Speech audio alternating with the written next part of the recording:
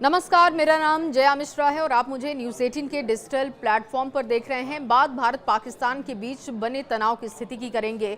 भारत पाकिस्तान के बीच तनाव की स्थिति लगातार बनी हुई है और अब युद्ध होने पर दोनों देशों के लोग परमाणु हमले के खतरे की बात करने लगे हैं।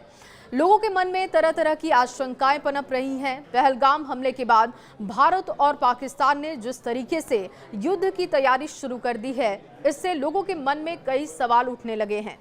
कुछ लोगों का मानना है कि अगर सचमुच पाकिस्तान भारत पर एकाध परमाणु बम गिरा दे तो भारत क्या करेगा।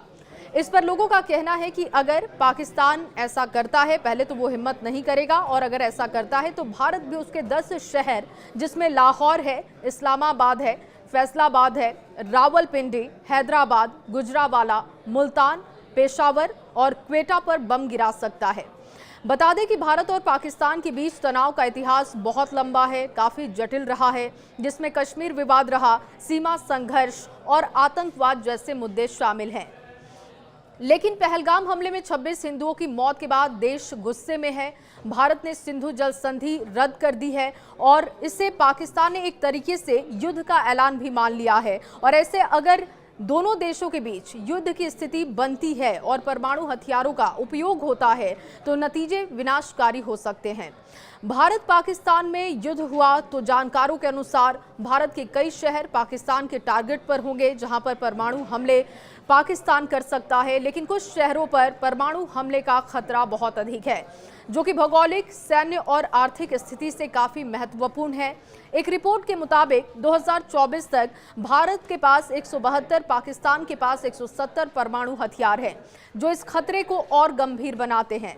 जानकार ये भी मानते हैं कि पाकिस्तान की नज़र मुंबई, दिल्ली और बेंगलुरु पर रहेगा, लेकिन पाकिस्तान ऐसा करने की हिम्मत नहीं करेगा।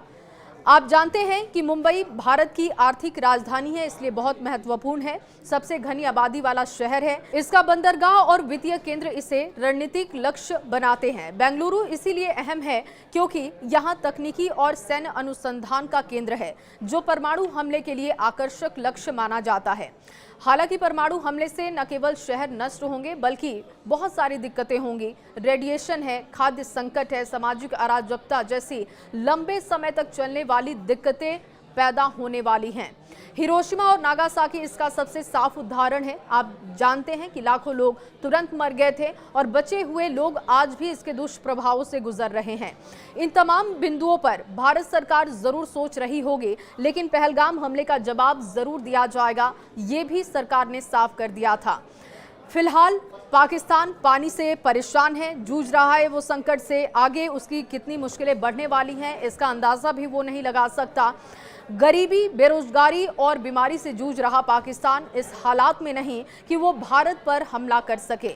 लेकिन भारत का अगला कदम क्या होगा, इसके इंतजार में वो जरूर बैठा हुआ है। इस खबर पर आपकी राय क्या है, जरूर साझा कीजिएगा।